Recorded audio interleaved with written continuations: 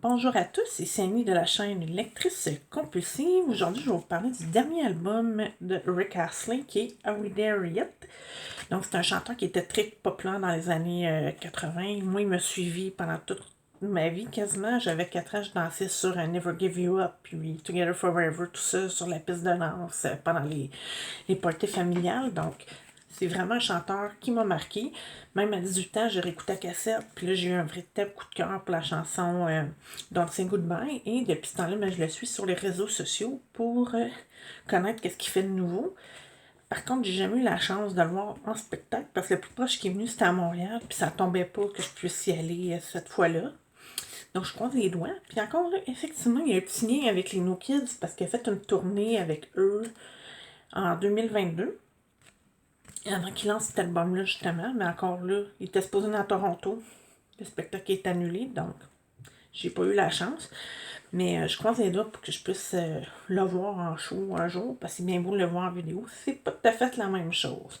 Cet album-là, il y a 12 chansons. Autant que son premier était très dansant, celui-là, c'est un album que je mettrais quand tu reçois à souper. Ça fait une ambiance un peu plus feutrée, tranquille.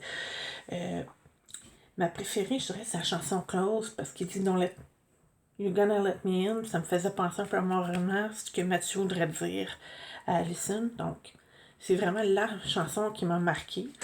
Mais chaque chanson a ses points positifs. Et je pense que si vous avez déjà aimé son premier album, même si celui-là est très différent, je dirais que autant son premier était vraiment adapté pour les années 80, celui-là, il fait 2023, maintenant 2024. Puis aussi, son public qui l'a suivi, ça conviendrait justement à. Je dirais que c'est un album qui convient à ce groupe d'âge-là.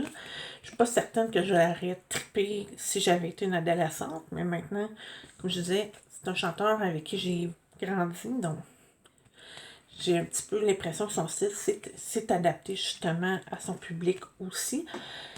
Donc, je croise les doigts, comme je disais, de le voir en spectacle. C'est un très bon album. Si vous ne le connaissez pas encore, je vais mettre le lien de sa chaîne YouTube, comme ça vous allez pouvoir voir des extraits. Je croise les doigts. Si je peux trouver Close, je vais vous le mettre. Sinon, suivez-moi sur Instagram. Je vais sûrement la mettre en story éventuellement. Donc, c'est tout pour moi. Je voulais juste vous présenter cet album-là que j'ai écouté à répétition depuis que je me suis procuré. Il est sorti la première semaine d'octobre.